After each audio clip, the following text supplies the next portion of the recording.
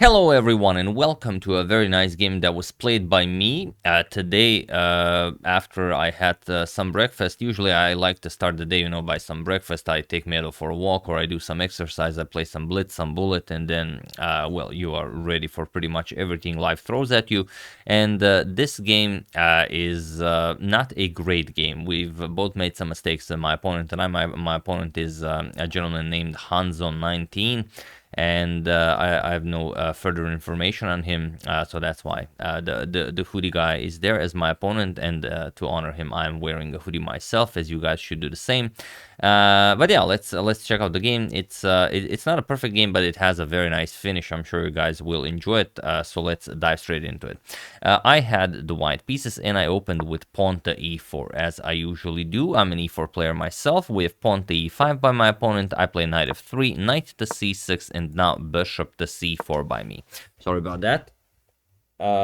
Now here black usually will go for something like knight to f6 or pawn to c5. If black plays knight to f6, we go for knight g5. That's always very enjoyable. And of course, if our opponent goes for bishop c5, then we go for the Evans gambit. But my opponent here did not go knight f6 or bishop to c5. He played knight to d4. This is a very, very old trap, the Blackburn Shilling gambit, or the Kostic gambit, and it's very easy to lose the game here. I like to play this as black myself, and you can win some very easy games if you don't know what black is doing. Black is offering a pawn on e5, but if you capture this pawn, then after queen g5 you will have a pretty terrible game. The g2 pawn is hanging, the knight is hanging, and if you continue with knight captures on f7, sort of going after the rook, then look at this. Queen captures on g2, attacks the rook, rook f1, now queen captures on e4 with check, bishop blocks, and now knight to f3, a nice smothered mate. So this is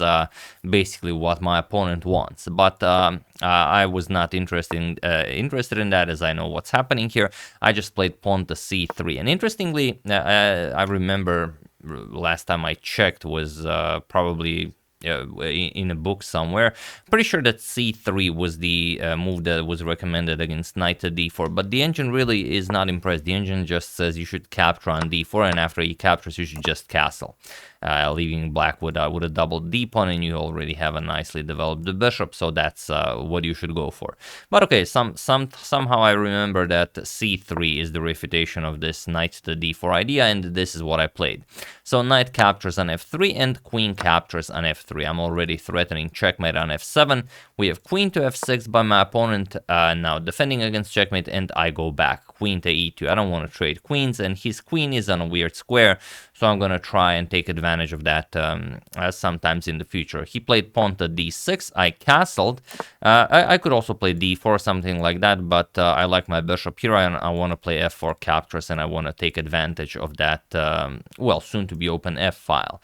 He played bishop to e6, attacks my bishop here, and I played bishop to b5 check, and this is already not a great move by me. Here I should just capture the bishop, and after queen captures I should pick up the pawn on b7. That's how you should play this, but this is a 3-minute blitz game, and I'm not really a pawn person. I just go bishop to b5 check, pawn to c6, and the bishop to a4. We have queen back to d8, now freeing up the f6 square for the knight, and now I strike in the center with d4. E captures on d4, c captures, and bishop to e7, continuing development, and now knight to c3. I do the same, knight to f6, and now I strike with pawn to f4. I want to play f5 and make this light square bishop a bit weird on e6. He castles kingside, and now I play pawn to f5. We have bishop to d7, and now bishop to e3.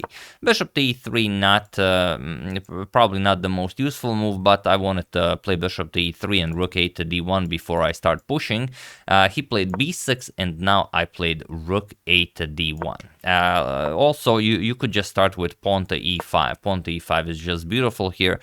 For example, captures, and the knight really doesn't have a good square. If you play knight here, just rook 8 to d1, and white has a spectacular position. White is winning this by force. But I thought, let's play rook 8 to d1 before I start pushing the pawns. I played rook 8 to d1, but he just played queen to c7. So this kind of stops e5, as now the queen and the pawn cover the e5 square. But okay, I played bishop to f4, now preparing e5, and he played c5.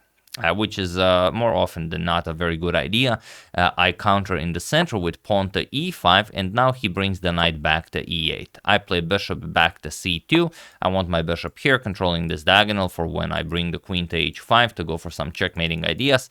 He played c captures on d4, and now I first play knight to d5. I attack his queen and put pressure on the bishop, so he has to play queen to d8 to defend the bishop. This is what he did. He played queen to d8, and now I played queen to h5. Again, I should play f6 here and probably open up black's king side a bit sooner and open up this diagonal, but I played queen to h5 first, leaving this always as an idea, because now f6 would be much more potent. So of course he has to react to this, and he plays pawn to f6, but now I take advantage of this and I use the diagonal that was just created. He played f6. Okay, I can't play f6 myself to open up this diagonal, but now I get to use this diagonal. So I played bishop to b3.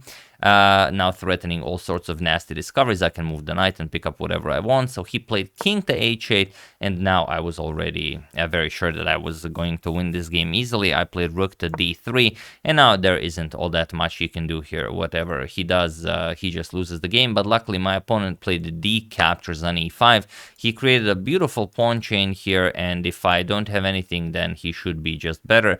But luckily, I have a forced win here. So feel free to pause the video and try to find this winning idea while I give you a couple of seconds.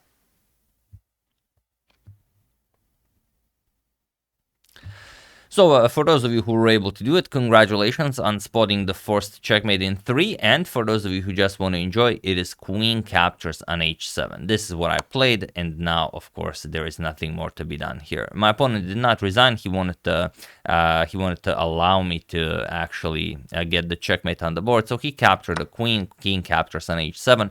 Now I play rook to h3 with check. Of course, the king cannot go to g6, so he went back. King to g8 is the only move, and now I can choose between knight captures on e7 and knight captures on f6. I played knight captures on f6, and this is now a double check from the bishop and the knight, and of course the king has nowhere to go, so this is now a beautiful discovered checkmate. Now, if you're wondering why I captured the pawn and not the bishop, I don't know. I just think it's way nicer if your opponent has more material by the time you end the game. Sort of makes the game feel more classy, like either you sacrifice more material or you didn't go for too much material. But either way, I was very happy with how the game ended. Now, yeah, I also learned a couple of very, very cool things, like knight to d4. Although I know this, I always thought that c3 was the clear refutation of the knight to d4 line. I don't know why, I just remembered it that way. Obviously, it's not. If you play this like in 2022, the engine just gives this as much better for white. So you should probably play that. But you know, you might not get to sacrifice your queen like this if you play all the absolute best moves. So you know, it's a give or take.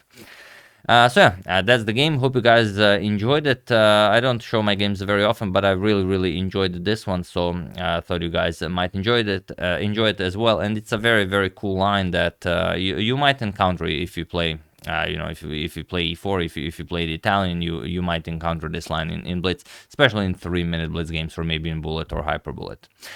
So yeah, that's the game. Hope you guys enjoyed it and maybe learned something from this wild game. I would like to thank Richard Schwartz, Jonathan Bradley, Christopher Norris, Mokosoft, and Michael Arboy for your contribution to my channel. Thank you a lot. I really appreciate it. As usual, you can check 2 of my previous videos here. Thank you all for watching, and I will see you soon, continuing the coverage of everything that's happening in the chess world, and whatever you guys suggest and think I should check out. So thank you all. I will see you soon, and have an excellent rest of your day.